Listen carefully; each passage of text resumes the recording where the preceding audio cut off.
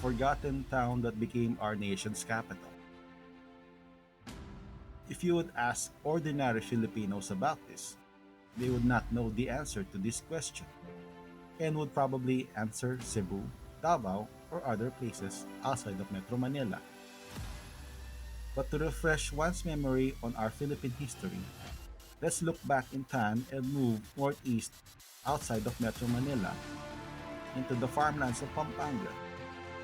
In this very historic town of Bacolor, Pampanga, a forgotten history needs to be retold again on how it played a role in the island's survival from the British invaders during the Seven-Year War in the Indo-Pacific region.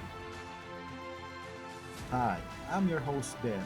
We will be retelling the story on how one of the devastated towns from Mount Pinatubo eruption of its brief history in how it became a capital of the 18th century Philippines on this episode of History Unfolds Philippines.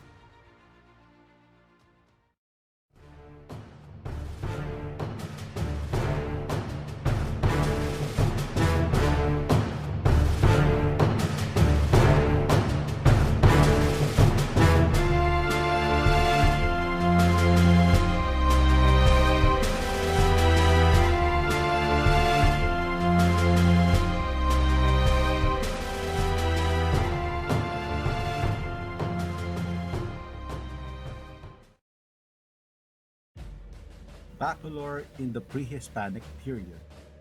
According to some historical accounts, Bacolor was called Bacolod from the word Makabacolod in Pampanga language meaning high and level ground.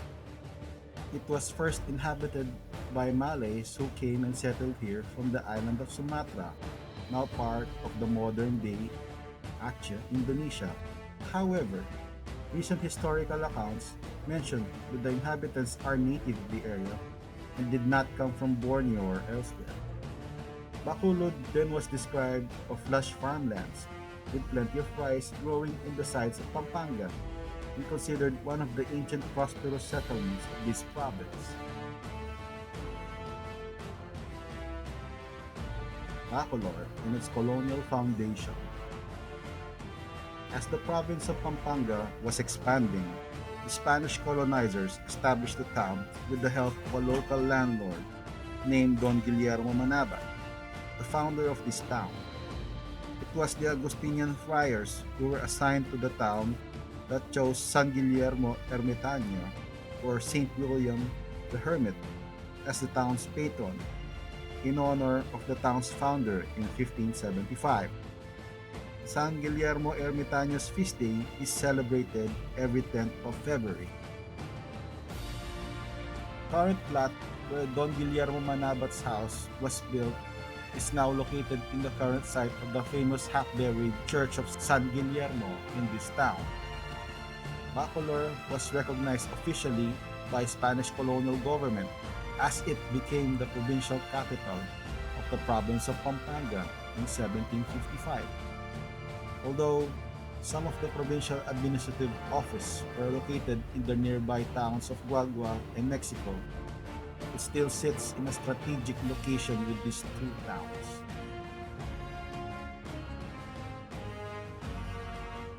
Administration of the islands before the British invasion. A few years before the invasion, Governor General Pedro Manuel de Arandia Santi Esteban died in his term, and the position was left vacant in 1759, which was later filled up by Bishop Miguel Lino de Espeleta as acting Governor General in June 1759 to May 1761. They report their affairs to the Viceroy of New Spain, now Mexico. At that time, Archbishop Manuel Rojo del Rio was appointed as the acting Governor General of the Philippine Islands by King Charles III in July 1761.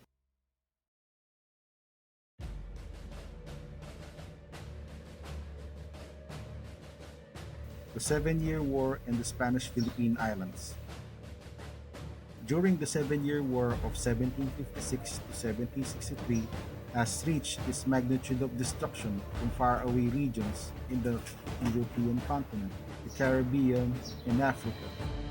As battle rages on when it had reached the Indo-Pacific region, Spain having land possessions in the Western Pacific region and one of the belligerent countries allied with France, Russia, and other European kingdoms, including the Mughal Empire of South Asia, in the conflict against Great Britain, Prussia, and its allies.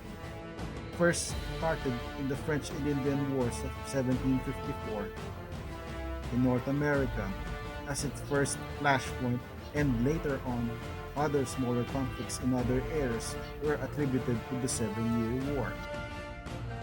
Unbeknownst to Spanish colonial authorities in Manila and Viceroy of New Spain, the British forces are planning a major offensive of a possible full-scale invasion of Manila and its environs, with their objectives of opening a port in California, west coast seaboard of the modern USA. The British, with their base of operation located in the district of Madras, now Chennai, India, will serve as their staging point for their sea and land campaigns a few leagues away in the coming weeks ahead. Madras also served as a trading post of East India Company, a powerful private trading company with limited ties in the British government.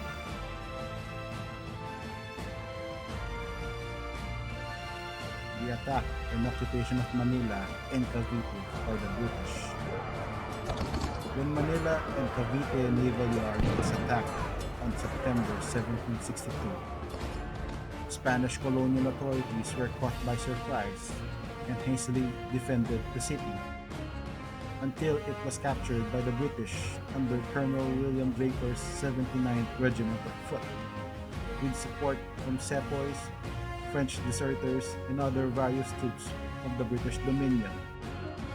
Rear Admiral Samuel Cornish of the Royal Navy, on the other hand, led the naval attack and the sea campaign against the Spaniards until the city surrendered and finally occupied by the British on the 6th of October, 1762. Archbishop Manuel Rojo del Rio and other Spanish officials were captured or have surrendered and were taken prisoners by the British, with the exception of Simon de Anda, the lieutenant governor of the archipelago, who would become the resistance leader in the coming years.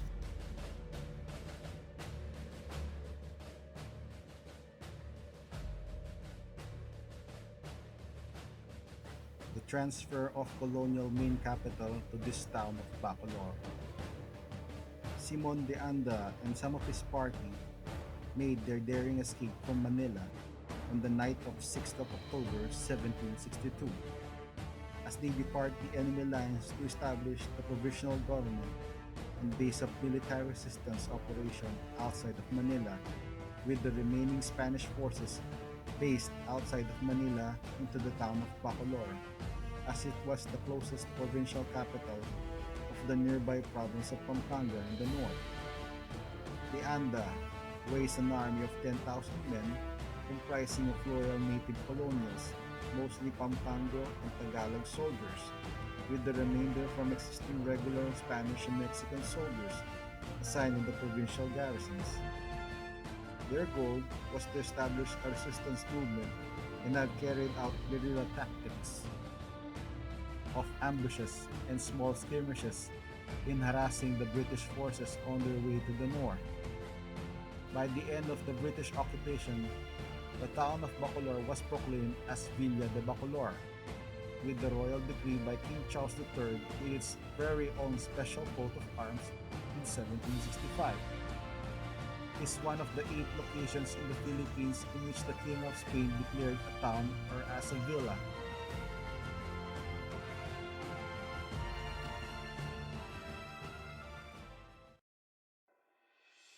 Bacolor today. This predominantly agricultural town was among the historic towns of Pampanga, with rich culture and stories to tell of its glorious past, and was known as the Athens of Pampanga. With its sons and daughters of this proud town produced local poets, writers, and even heroes of the Philippine Revolution of 1898 and into the Second World War. In some point in the American regime, the provincial capital of Pampanga was transferred to nearby San Fernando by virtue of Act Number 1204 in 22nd of July 1904. In the decades prior to the Mount Pinatubo eruption, Bacolor's neighborhood was lined with beautiful made old Castilian design homes made of artisan crafted wood and adobe structure line up the main roads of the San Fernando Guagua Lubao Road, located in Kabambangan, San Vicente, Santa Ines, and Cabalancan, where majority of the population of the town lived up until the Mount Pinatubo eruption almost destroyed the whole town with lahar flows coming from Pasig Potrero River that went into the nearby low-lying barrios and villages in 1991.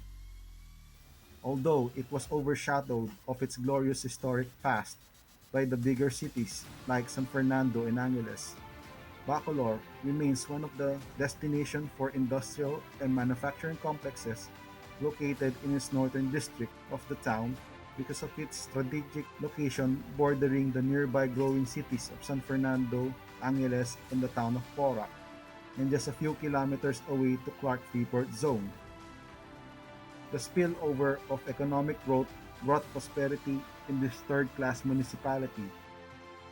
It was envisioned as part of the W Growth Corridor in the mid-2000s by President Gloria Macapagal Arroyo's term, as it benefits the citizens of Bacolor but also the province of Pampanga and the entire central Luzon.